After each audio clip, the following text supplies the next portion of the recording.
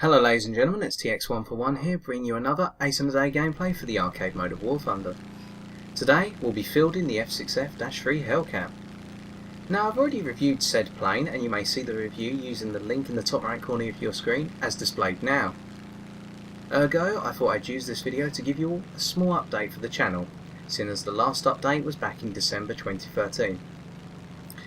Now since then, we hit the 100 subscriber milestone, and as of last night, we reached 200 subscribers. In addition to that, as if that wasn't enough good news, one of my videos broke through the 1000 view limit last night. I believe it was one of my old Messerschmitt 109 Gustav 2 videos. Ergo, I firstly want to say thank you to you all, whether you're a subscriber or a new viewer.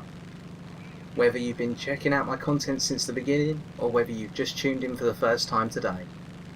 I appreciate all the support, and I will continue to deliver as best as I can to match your expectations. Now of course, with all the success, there's always some compromise and some negativity. And as I mentioned back in the Christmas update video, this channel in general is a hobby of mine. I do not intend for it to become my future career. I do not intend for my personal life to become entwined with the video. However, I'm going to have to level out here and explain a small personal event that's coming up, which will mean that the channel will have to go into a little bit of a quiet mode in the near future. As some of you may have guessed, I'm a university student.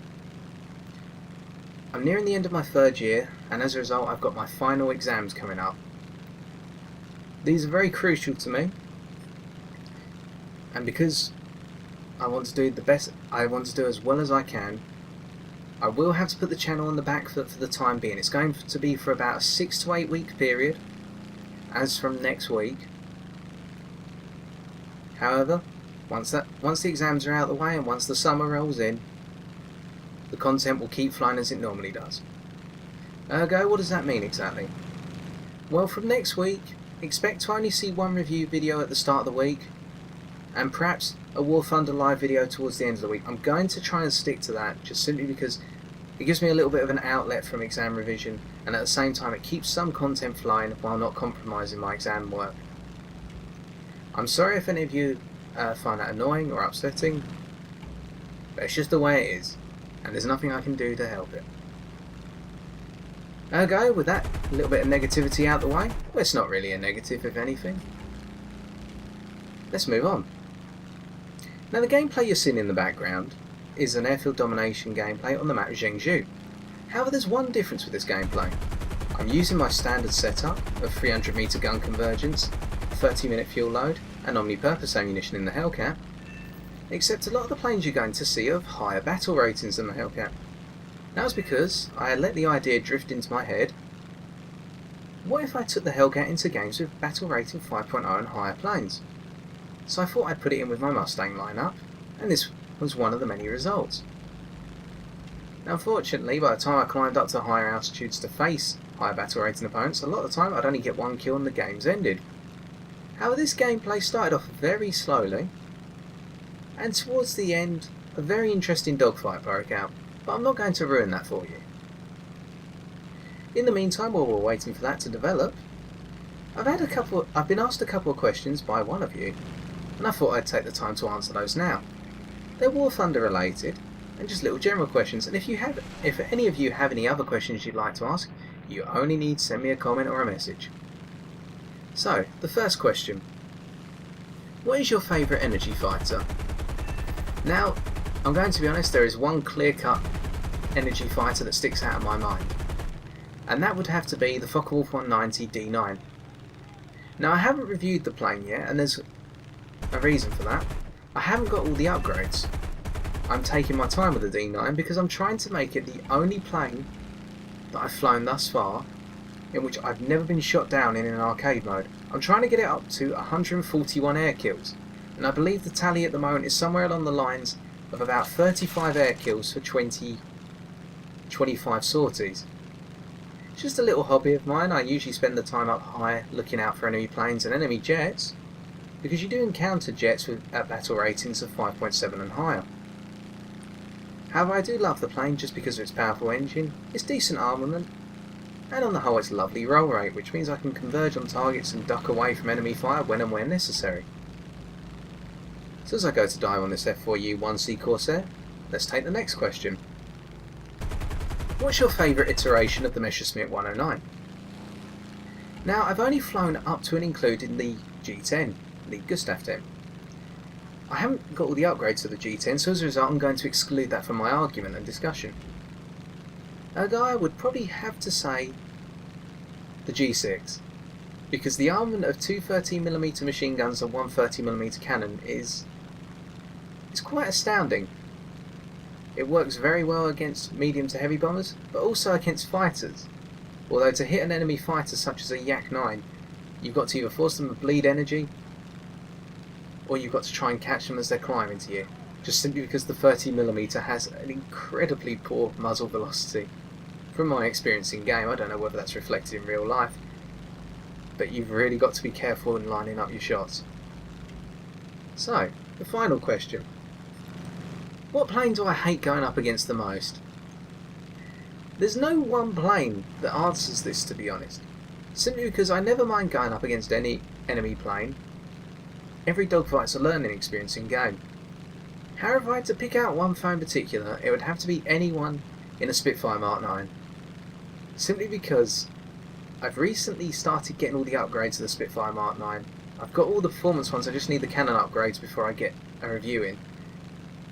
And my good lord, if you know how to use the Spitfire Mark 9, you can beat any foe. I mean, the same could be said with any fighter plane. If you know how to use it right, you could defeat any foe. But the Spitfire Mark 9 is an incredible plane. However, I'm not going to give too much away because of the reviews for that. But I fear it just because it's such a versatile and dangerous weapons platform.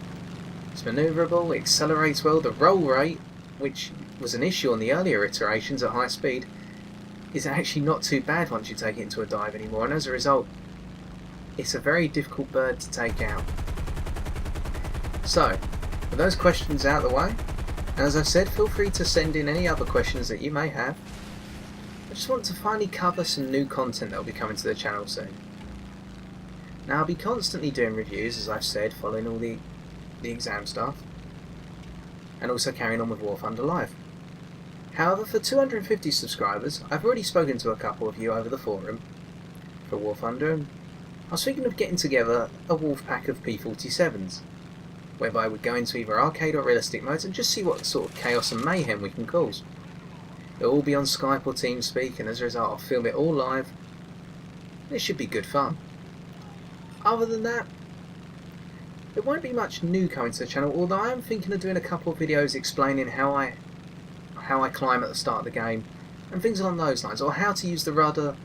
Well, not how to use the rudder, why the rudder can be used so effectively in arcade mode, because I've had a couple of you comment asking me, if you don't use the rudder, are you limiting yourself? You're not limiting yourself as such, but you're restricting the overall manoeuvrability of your plane. So keep your eyes open for that content, although that's less of a priority at the moment. However, it's time for the final dogfight of this video, which I hyped up earlier.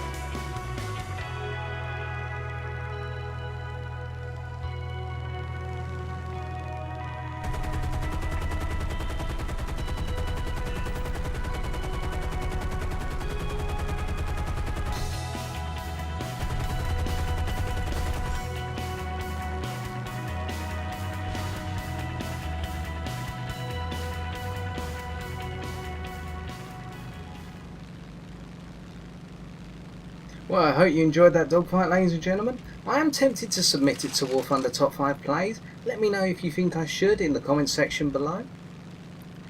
So, it just goes to show that the Hellcat can take quite a punch. And now I'm going to finish this game by simply cruising around the edge of the map for the simple reason my Hellcat is no longer combat effective. Although I do get tempted in by a couple of enemy planes just towards the end of the match. In the meantime, once again, I'd like to reiterate all my thanks to you for all the support you've given me over the last, well, almost a year now since I started doing the War Thunder Ace in a Day content. And additionally, one final point I'd like to raise is that I am happy to squad up with any of you anytime. I know I've already made some promises to squad up with some of you guys and girls, and I haven't got around to it yet. It takes a little bit of time. Obviously, with the exam work coming along at the moment, I doubt I'll have much time to. But if I ever see you guys and girls on, and you see me on, just send me an invite. Let me know. And if you've got Skype or TeamSpeak or anything along those lines, I only have Skype at the moment, but if someone could direct me how to get TeamSpeak working, that would be awesome. Still, it would be great to get on the old microphone. And speaking of microphones, one of you noticed that my voice sounded a lot clearer and that the microphone quality had been uprated slightly. That's because the last 10 or so recordings I've been doing were done using a headset microphone, using the microphone off of a Sennheiser 330 game headset. As of the Yak 1B video and this video and all future videos, I'm going to be using a Blue Snowball microphone, which is, well, I think the results show here it's a much clearer microphone in my opinion. Pardon me, and also it means that I do not have to worry about having any of those annoying feedback problems or proximity feed problems that I was having on the headset microphone. But anyway, that's the end of the game, and we may as well review the scores.